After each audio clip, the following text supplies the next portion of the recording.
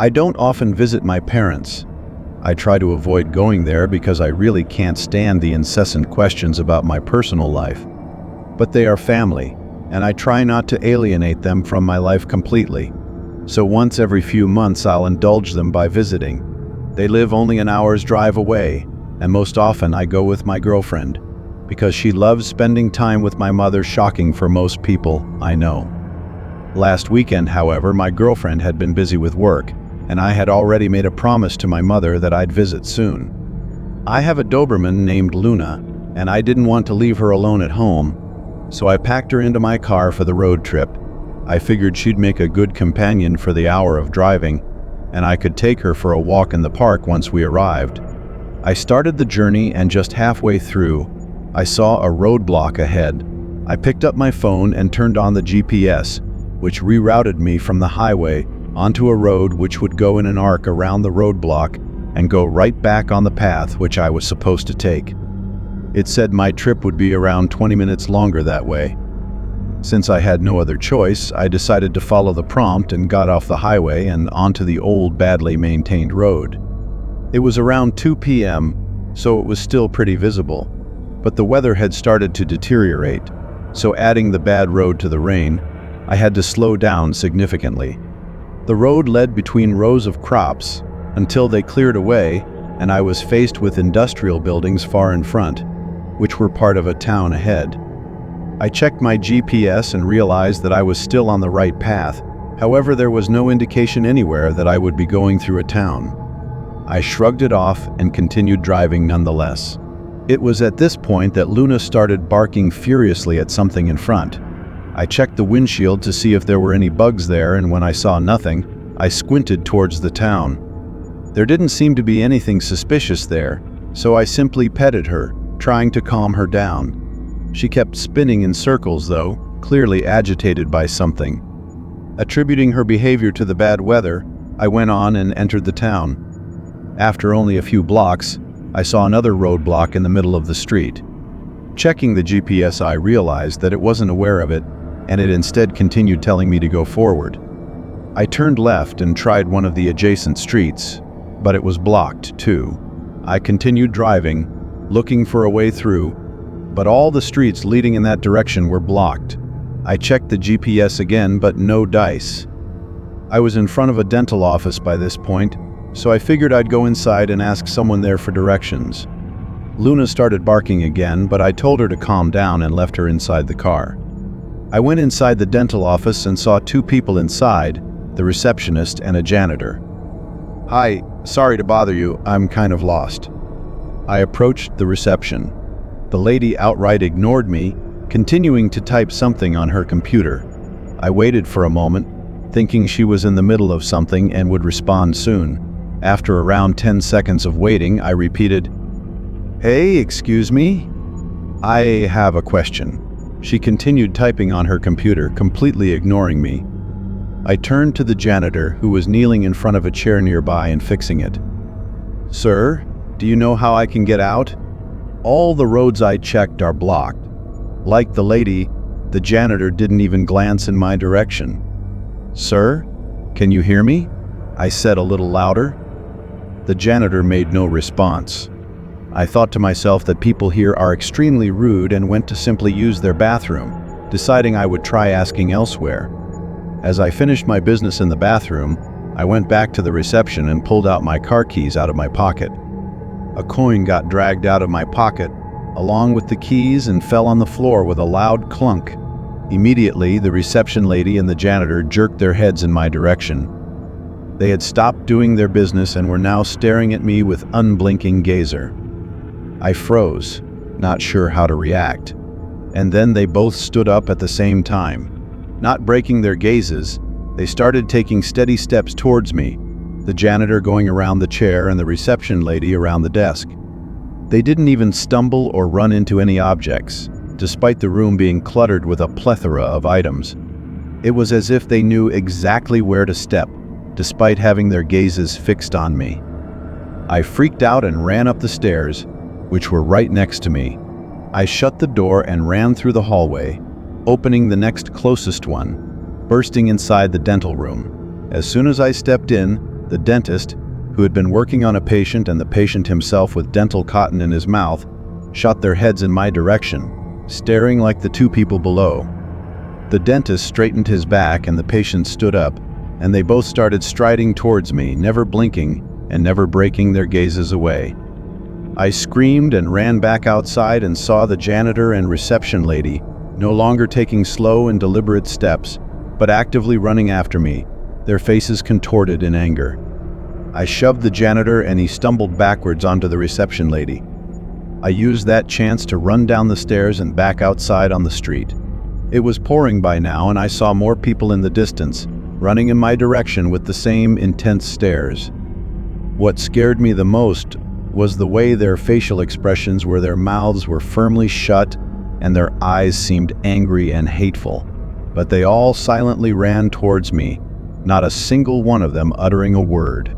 I heard Luna's muffled barking from the car and I ran in, fumbling for my keys.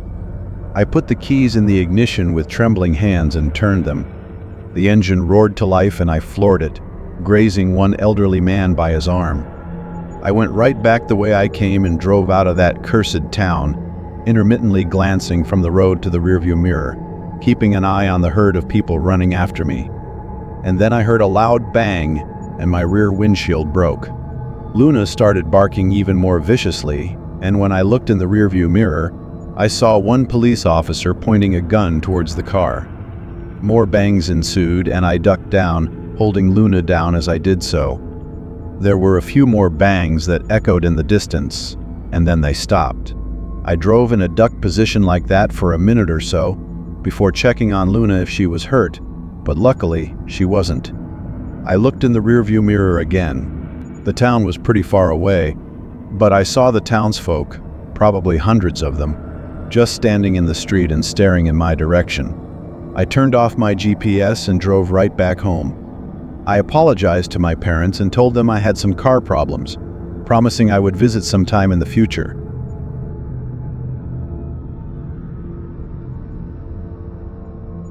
It was 2 days before Thanksgiving and Danny was fulfilling his annual duty of driving his parents to his sister's house just outside Spokane, Washington. He dreaded this 6-hour trek every year and his parents' constant backseat driving. It seemed at least one thing had to go wrong on every road trip, and it just so happened that the first mistake on this trip was Danny taking a wrong turn which sent them down a long, deserted 2-lane road with nothing but thick, ominous forests on either side. Since the family didn't know how long it would be until they got back on a main road, they made a unanimous decision to stop at a lone rest area to use the restrooms. As they got out of the car and stretched their legs, Danny looked over to see the only other vehicle at the rest stop, a large pickup truck that was parked a few spaces down with a burly, bearded man sitting in the driver's seat. After Danny had finished his business in the restroom, he walked back out to where he had parked. His parents seemed to be taking their time, so he decided to look around, while at the same time distracting himself from the overwhelming sense of dread the mysterious stranger in the large pickup was causing him. Before he knew it, he heard his car doors slam shut and turned around to see his parents waiting for him. With everyone ready to go, Danny started off down the long stretch of road as darkness consumed everything around them. That was until 2 bright lights came blasting up behind him. It was the truck from the rest stop flashing his high beams and honking his horn as if it were the end of days. Danny found it strange that his parents remained calm and quiet despite the nerve-wracking situation. He rolled his window down and motioned for him to pass, but the monstrous truck continued with its harassment. Finally, Danny pulled over, got out, and started yelling at the truck driver who had pulled over behind him. The bearded man exited his truck in a hurry and ran towards Danny. Almost out of breath, the heavy-set man grabbed Danny by the shoulders and in a distressed voice said, "Those people that got in your car weren't the same as the ones who went into the restrooms. I saw them come from the woods." Before Danny could even comprehend what this man was trying to say, he heard his car doors open, followed by the sounds of footsteps rapidly retreating back into the dark forest that surrounded them.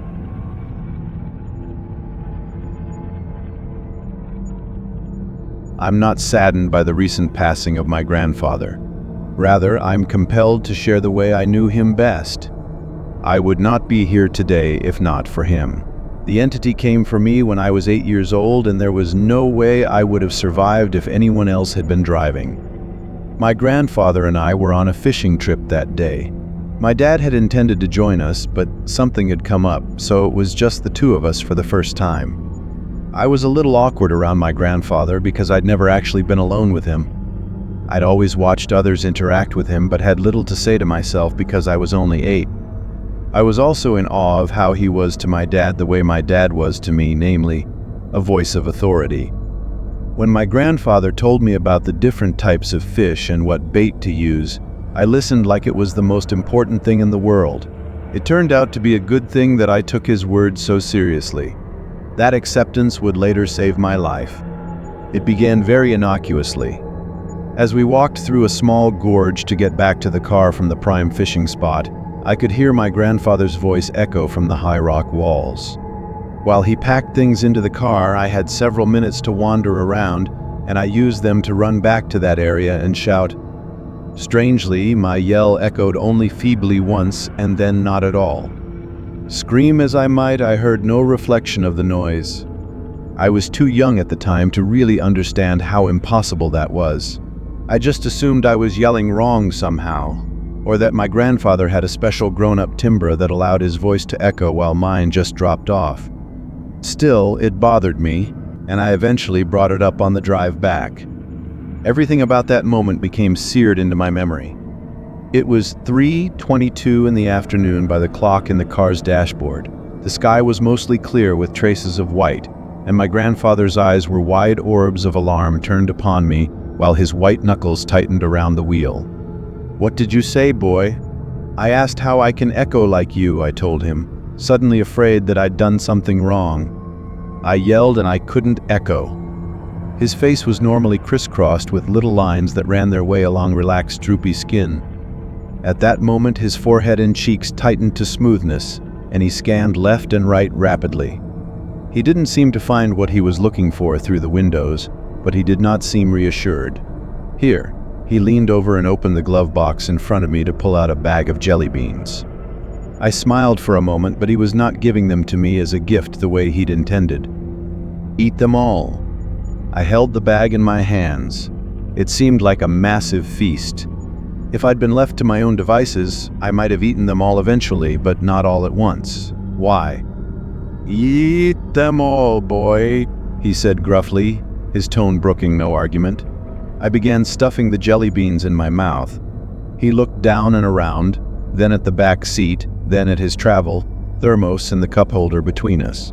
He thrust it into my hands to join the spilling bag of jelly beans. "Drink this. All of it." "I'm not allowed to have coffee," I told him. "Mom." He cut me off. "Your mother will understand.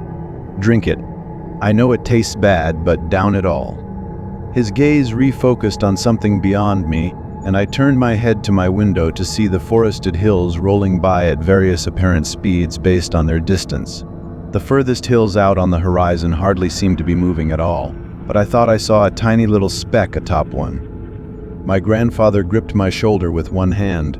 "Drink, boy. Drink, and eat those jelly beans. You need the sugar and the caffeine. It's going to try to make you fall asleep. Don't let it."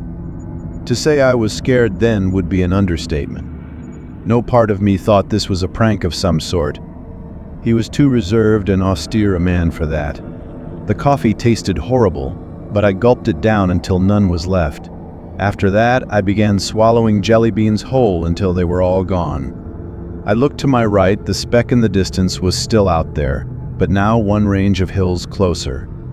It was still tiny, but now held movement akin to something waving back and forth. I looked to my grandfather in askance. He in turn looked away from the thing in the distance to focus on my face. He breathed in through his nose and turned forward, determined in a way I'd never seen him. His leg moved and the car began to accelerate. We'd already been going the speed limit on the empty highway. The sugar, caffeine, and fear began to have an effect on me. I remember my cheeks and forehead warming and my hands growing clammy. I asked, What's going on?" "I'm scared."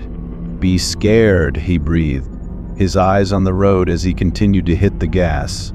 I could see the needle passing 80. "That'll help keep you awake. This godforsaken thing, it came for your grandmother, and it started the same way." Just before a long drive, we noticed her voice stopped echoing. His face contorted into a furious mask. But cars are a lot better now than they were back then. "I won't let it get you." My back began forcefully pressing into my seat as he put the gas to the floor. I watched the needle pass 90, and then I looked out the window again. It was even closer, now visible as the silhouette of a man running up hills, between trees, and over boulders parallel to us. "It's still out there." My grandfather grunted angrily and audibly slammed his foot down. I held onto my armrest and the door handle in terror as our car topped 100 miles an hour and began to shake. It felt like we were in a barely controlled projectile far beyond any limit of safety, and I was terrified the highway would suddenly stop being empty and we would smash into a car or truck ahead. But even through that overwhelming fear and adrenaline, a chill tiredness began seeping up my spine. My eyes began to feel heavy, and I clearly looked to my right. The shock woke me back up. It was on the gravel shoulder of the highway now, completely visible as a black humanoid silhouette running at incredible speed alongside our car. In that moving pitch darkness, I could see lit pinpoints that made it feel as if I was gazing into the night itself.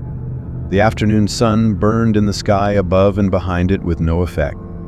Staring as its blurred feet began to pelt across the painted line at the edge of the road, I felt sleepy again. It was running parallel to us, but drawing ever closer. "Wake up!" My grandfather screamed, risking one hand off the wheel at 110 miles an hour to shake my shoulder. "It's trying to drain the life out of you. Wake up!" He jerked the car one lane to the left and, still pressed into my seat by the acceleration, I stared down at the hypnotic dashes in the middle of the road. Bit by bit, black feet began landing between each dash, keeping pace with us. I remember the car shaking violently around me the way I imagined a space shuttle lifting off might around its astronauts. I know now we were crossing 120 and nearing the most the car could offer, but at the time I was caught in watching the hypnotic dashes and stars and those void legs moving rapidly back and forth as it ran right up alongside the car and reached down with one hand to open the door. Wind blasted around me as the gale force of 120-mile-an-hour winds tore at my clothing and hair. Waking up halfway, I screamed, and my grandfather jerked the car to the left again, as much as he could without going off the road. It didn't matter, the running silhouette held the door open against the wind with its star-filled arm and began preparing to leap into the car with us. The other arm gripped my neck, and the cold that it brought cannot be described with mere words. The closest I can come is to say that the vast speeds and forces of an antithesis cosmos hated me. Somewhere, ice and anti-life were the rule, moving through emptiness at absurd velocities, and this thing was some small part of that undead will. But it was not fully here. It could only interact with us in certain windows. That's what I believe now. My grandfather gave the only shout of fear I would ever hear from him as the car seemed to be shaking apart around us. I looked left at the speedometer, found the needle to be unreadably far out into the red, and felt the heavy blanket of sleep fall over me as the silhouette grasped repeatedly, but failed to reach me. The door slammed shut, cutting off the wind. Inch by inch, we began pulling away. It ran furiously alongside, but the entity was just a tiny bit too slow. Between one moment and the next, realizing it couldn't get us, it vanished. We'd escaped it. I awoke in a hospital several days later. My grandfather told nobody the real story, of course, but the doctors had plenty of diversion. Somehow, I'd been drained of a number of vital electrolytes, salts, and so on, and they chalked my coma up to some sort of severe dietary imbalance. But I knew the truth. And I've made sure to tell the people I care about the small piece of advice that my grandfather taught me. I don't care if it makes sense to you. Just listen. It's out there still in the open lands of the Midwest, and it's probably always been there. It was just never a problem before we started bringing great speeds into our daily lives. People die every day by falling asleep at the wheel, and I know for certain that not all of those incidents are innocent. If your voice stops echoing, cancel your road trip. It's waiting for you.